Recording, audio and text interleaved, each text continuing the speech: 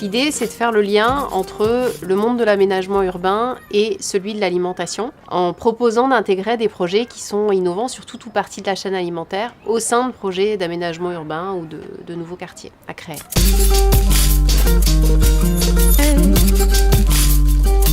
Mon initiative, c'est d'être en fait créateur d'écosystèmes alimentaires durables. Un écosystème alimentaire, ça consiste à mettre en réseau des projets innovants qui vont du micro-maraîchage urbain à la cantine de quartier. Moi, quand je me définis, je dis souvent que je suis ce trait d'union entre le monde de la ville et le monde de l'alimentation. L'idée, c'est de créer des économies d'échelle ou des liens qui n'existent pas encore entre ces différentes initiatives. Faire en sorte que le plus grand nombre ait accès à une alimentation de qualité. Et donc recréer un micro-écosystème au sein d'une échelle locale assez courte. J'essaie d'amener les urbanistes, les aménageurs, les promoteurs, tous ceux qui construisent la ville à intégrer des projets qui sont innovants sur tout ou partie de la chaîne alimentaire. J'essaie de développer cette nouvelle approche des projets urbains en accompagnant des aménageurs sur la réflexion sur ces écosystèmes, venir partager la connaissance et l'appétence que j'ai pour le domaine de l'alimentation, partager ça avec des gens qui construisent la ville parce que je considère qu'il y a un vrai intérêt à ce que ces deux univers se parlent. J'ai pris mon bâton de pèlerin pour aller convaincre tous ces gens-là qu'il faut intégrer ce thème dans la réflexion. Je suis pas une ingénieure agronome, je suis pas une experte, je suis juste une citoyenne curieuse de ce qui se fait. J'ai la volonté d'aller proposer autre chose, de faire bouger les lignes de ce système-là. Ma curiosité, mon goût des autres, mon goût des rencontres. Ce qui est énorme, c'est le sentiment d'être à sa place et d'apporter sa pierre à l'édifice. C'est un sentiment qu'on n'a pas, je trouve, quand on est salarié. Alors que tout d'un coup, quand on se dit « je vais créer quelque chose, je vais essayer d'apporter de la valeur à ce qui se passe autour, d'être un chaînon peut-être manquant dans cet univers », tout d'un coup, on se donne le droit d'être créatif, de proposer aussi sa vision des choses. On laisse s'exprimer sa propre lumière, voilà.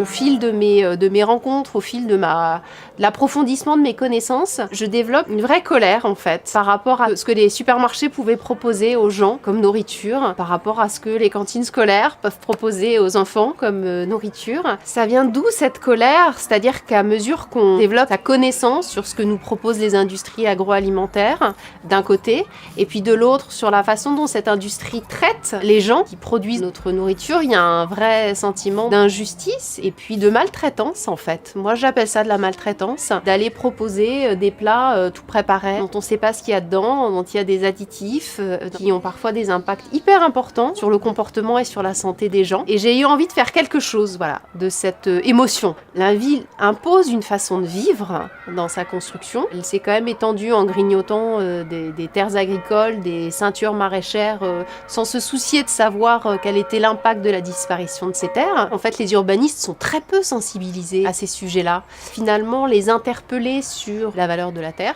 et sur l'évolution de cette valeur en fonction de ce qu'on fait de la terre, je pense que ça a du sens et je pense qu'on les forme pas à ça.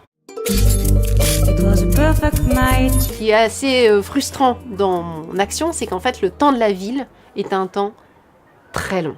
Très très long. Pour qu'un quartier sorte de terre, entre le moment où on l'imagine et le moment où les gens habitent dedans, il se passe parfois 5 ans, 6 ans, 7 ans. Donc c'est très long. Donc la mise en œuvre de ces projets, aujourd'hui, elle n'est pas effective, tu vois. Après, je ne te cacherai pas qu'il y a aussi des moments, des grands moments de découragement où on se dit mais je n'y arriverai jamais. C'est pas simple parce qu'aujourd'hui, ce que je propose pour le moment, je n'en vis pas. Je ne sais pas si je pourrais en vivre. Je ne sais pas si les gens vont être intéressés à terme par ce que je propose et quelle valeur ils attribuent à ce travail-là. Dans un monde idéal, j'aimerais pouvoir toucher plein de villes, plein de collectivités partout en France sur cette démarche et pourquoi pas partout dans le monde. Idéalement, à travers cette activité, je réussirais à créer une fondation ou quelqu'un qui puisse aussi accompagner ces projets qui sont innovants, en tout cas à les amorcer financièrement. En dernier lieu, idéalement, j'aimerais pouvoir créer une certification autour de cette démarche, que la valeur qu'on apporte en intégrant ces projets innovants sur l'alimentation au sein des projets urbains, ça soit valorisé, que ça soit suivi, puis que ça soit reconnu. Voilà. je réalise combien de projets sont en train d'émerger, d'initiatives citoyennes sont en train de fleurir, des petites pierres à l'édifice de nos sociétés. Je trouve ça tellement important de les accompagner dans leur développement, d'aller dupliquer ces bonnes idées un peu partout sur le territoire. J'ai aussi envie de me mettre au service de vagues de fond, de lames de fond citoyennes sur tous ces sujets, de l'agriculture, en passant par la transformation, la distribution et enfin la consommation.